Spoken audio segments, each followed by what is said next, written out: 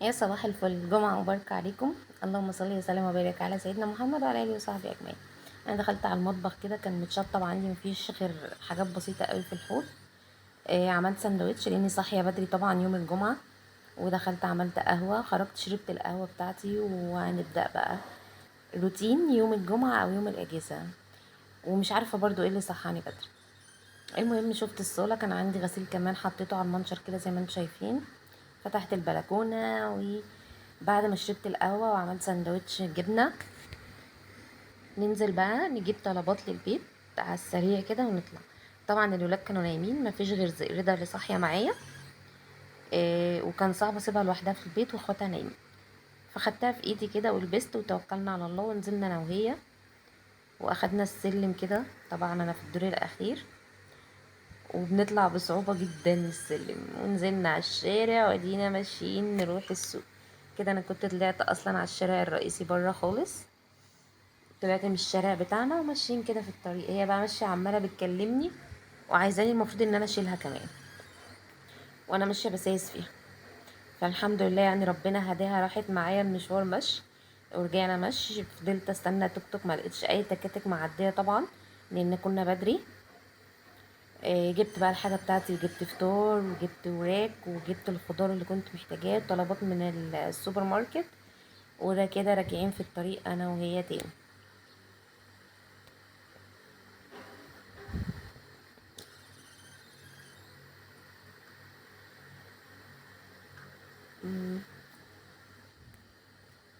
الشنط تقيلة والجو حر جدا.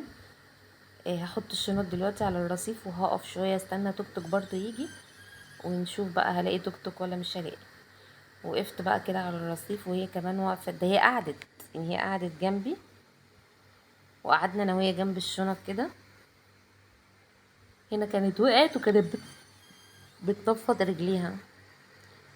روحنا بقى وادي يعني طلوع السلم يا جماعة، والشنط في ايدينا، وبصوا عطشانين جدا والجو حر. وهنطلع بقى نشوف معركة الروتين والغدا اللي ورانا النهاردة. طبعا انا روقت الشقة ونضفتها، شلت السجاد نفضته وكنست ومسحت الارض ولمعت الحيطان، والبلكونة كمان نضفتها، والاوض والمطبخ والتويليت. وللاسف كل ده مفكرة ان الكاميرا شغالة، وللاسف لقيته مش شغال. هنا طلعت بقى هنعمل فطار، كنت جايبة طعمية معايا وعيش.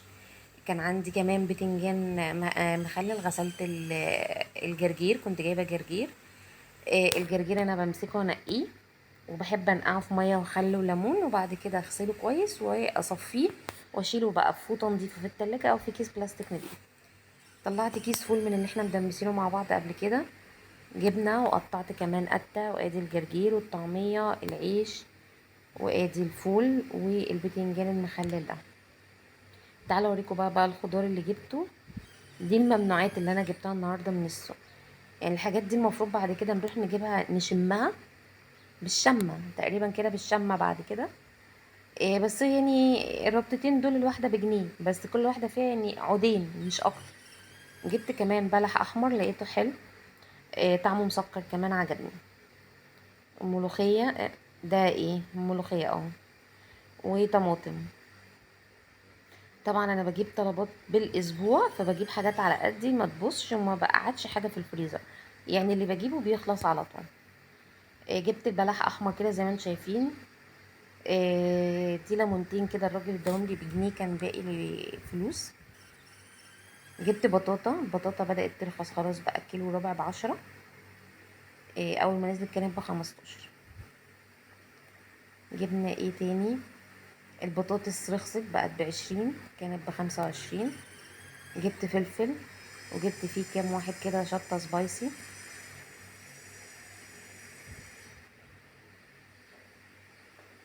دول الليمونتين.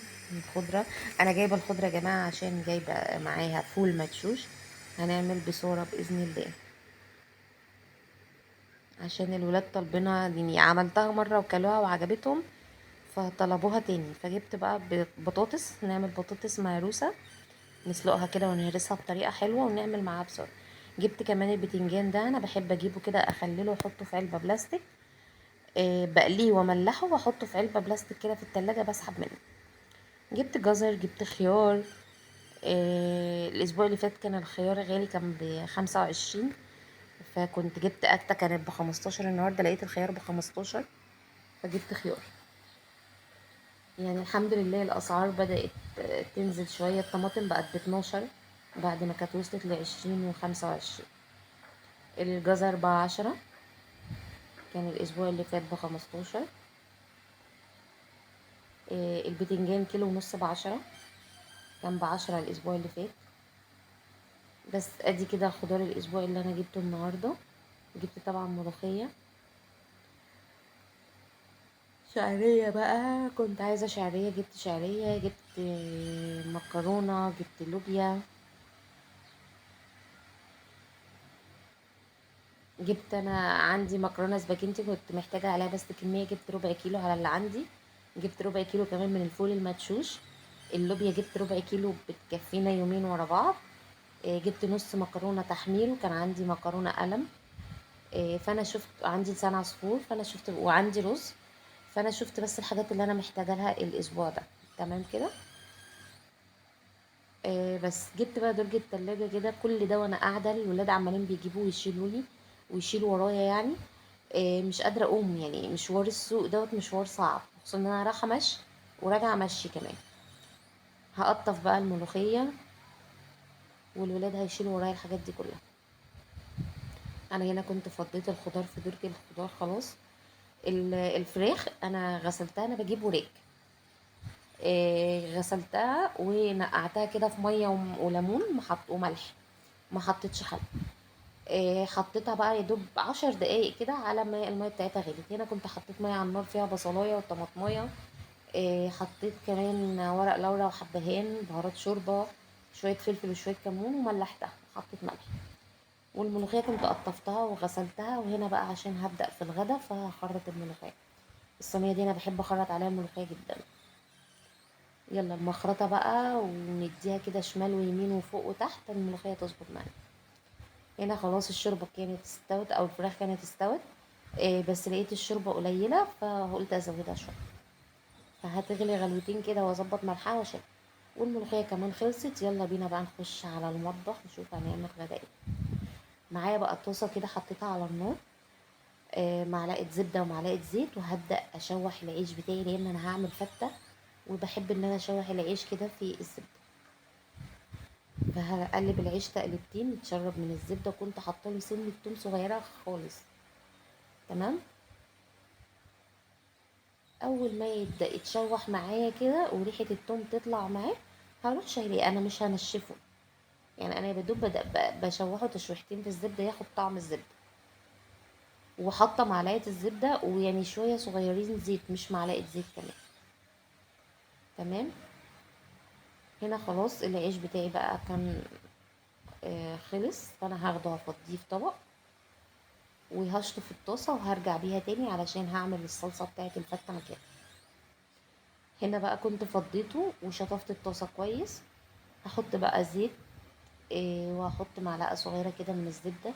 طبعا الزبدة اللي احنا عاملينها مع بعض اللي هي بتاعت وش اللبن هي اللي انا بستعملها لحد دلوقتي، لسه ما خلصتش.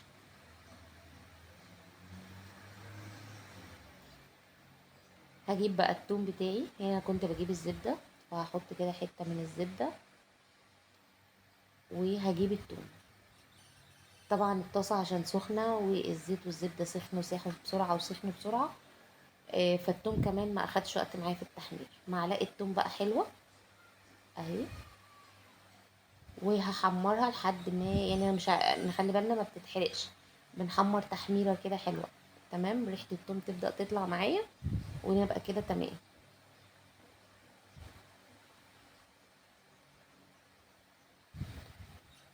اول ما يتحمر التوم معايا هنزل عليه بمعلقتين خل. يعني حبه خل كده حلوين. ونخلي بالنا ما نكترش. اهو بصوا هحط بقى الخل. هنا انا كنت وطيت النار على ما اجيب الصلصه، لاني على ما فضيت الصلصة بتاعتي من الكيس وحطيتها في طبق وجيت. فطفيت عليه النار علشان ما يغليش التوم، ما يغليش مع الخل. الريحه يا جماعه جباره بجد، اقسم بالله يعني انا ريحه التوم او صلصه التوم بالخل دي انا بحبها جدا. وادي الصلصه نزلت بيها. هنقل بقى الصلصه على عين تانية، هي مش هتاخد وقت في التسبيكه لان هي صلصه متسبكه، يعني مش هتاخد وقت معايا. هنقلها على عين تانية وهملحها ملح وفلفل وكمون، وهغطيها واسيبها بقى تتسبك براحتها لحد ما اخلص باقي الاكل. هنا هحمر الرز، ورز الفتة انا بحب اعمله رز ابيض خالص. معلقه زيت ومعلقه زبده برضو، وهنزل بالرز بتاعي واشوح فيه لحد ما يتحمر معايا كويس جدا. وبعد كده هزوده ميه. انا النهارده زودت ميه، كنت هزود شوربه بس للاسف انا مملحه الشوربه كويس ونسيت، حطيت ملح كمان على الرز، فلقيت كده يطلع حادق قوي. فيعني ربنا الهمني على الاخر كده ان انا ازود ميه مش شوربه، والحمد لله يعني لحقت نفسي وزودت بالميه وطلع كويس. هنا انا كنت بغسل الرز، هغسله بقى كويس جدا واصفيه، وبعدين هجيبه واحمره كويس. طبعا الرز احنا بنفضل نقلب فيه ونشوحه تشويحه حلوه كده لحد ما بنلاقيه نشف معانا خالص وبدا يطشطش كده معانا علشان يستوي معايا كويس.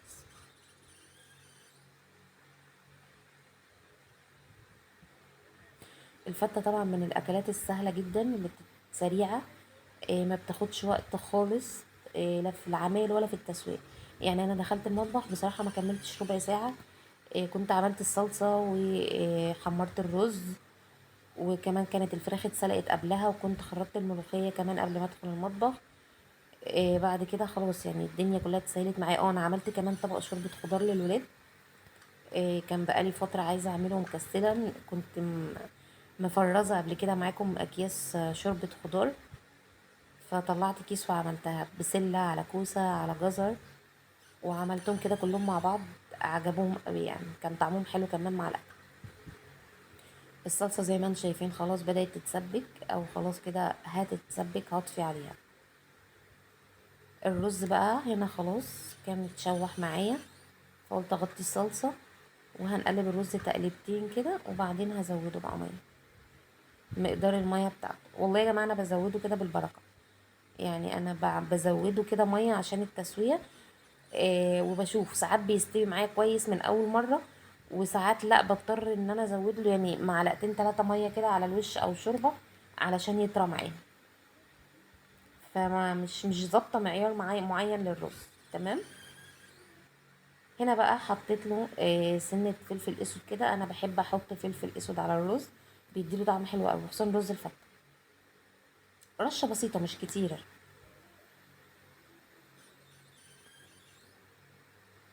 تمام كده. هديله بقى تقليبتين كمان بالفلفل الاسود، وبعد كده هحط له الميه بتاعته بس. كده بقى زودت رز ميت وخلاص. وعايزه اقول لكم انه طلع في الاخر يعني عايز سنه ميه كمان، فاديته كده معلقتين ميه من على الوش، وغطيته عليه لحد ما اخلص كل الاكل. ما خدش وقت اصلا كمان، يعني في الاخر دي كنت خلاص قربت اخلص وهغرف، فلقيت الرز ما ظبطش.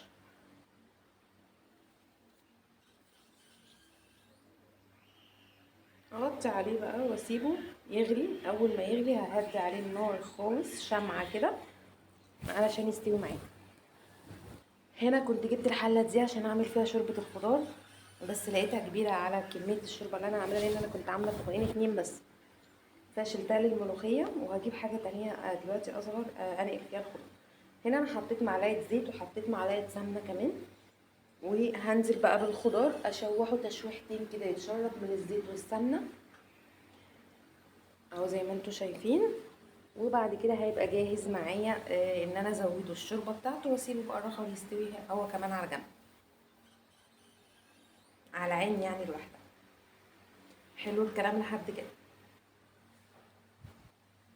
هقلب بقى في الخضار كده ونشوح فيه فوق وتحت كده ونشقلبه في الحله لحد ما يتشرب كده والاقيه جاهز معايا ان انا ازوده بالشوربه.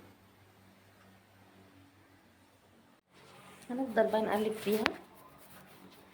زي ما قلت لكم انا كنت مفكره ان انا يعني الكيس كتير، بس يعني لما طلعته من الفريزر لقيته لا، كميه صغيره، مش هيعمل كتير. يعني هما يدوب كتير طبقين اتنين بس مش اكتر.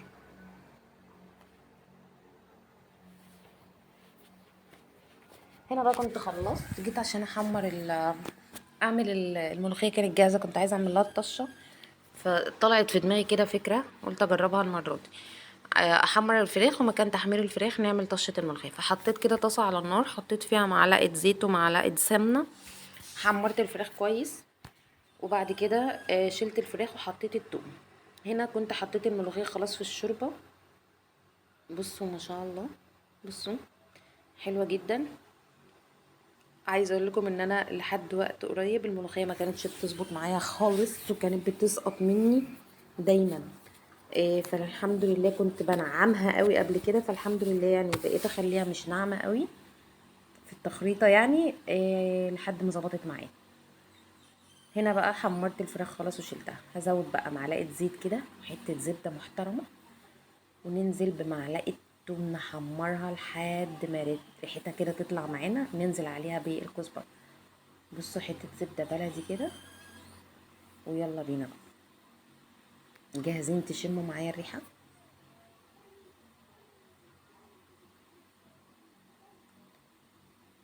ادي التوم، دي حته من الفراخ كده هنشيلها.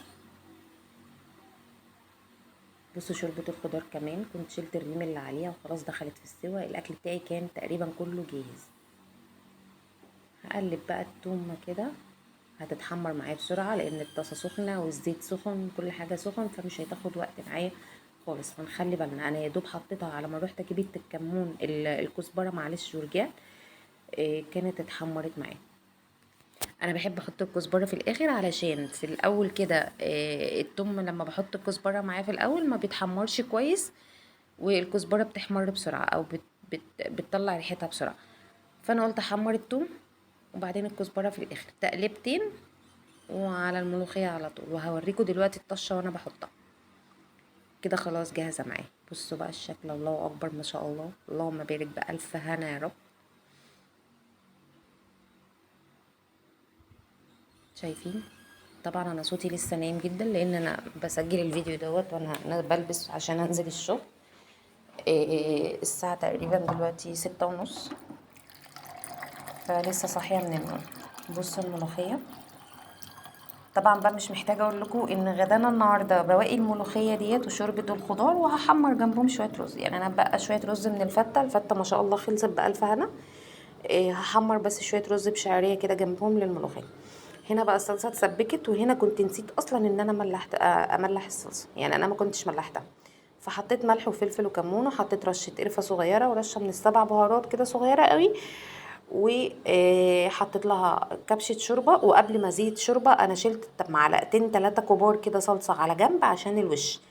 الصلصة اللي اتبقت حطيت عليها شوربة علشان الفتة ابل فيها العيش يعني. ده بقى كان غدانا النهارده. بصوا الملوخية، الفراخ انا حمرتها، وايه دي الفتة. ده طبق البتنجان والفلفل والشطة بقى السبايسي، ده عندي اساسي جنب كل اكلة. وشوربة الخضار، وغدا بقى سهل كده وسريع وبسيط مع روتين يوم الجمعة. اشوفكم في فيديو جديد.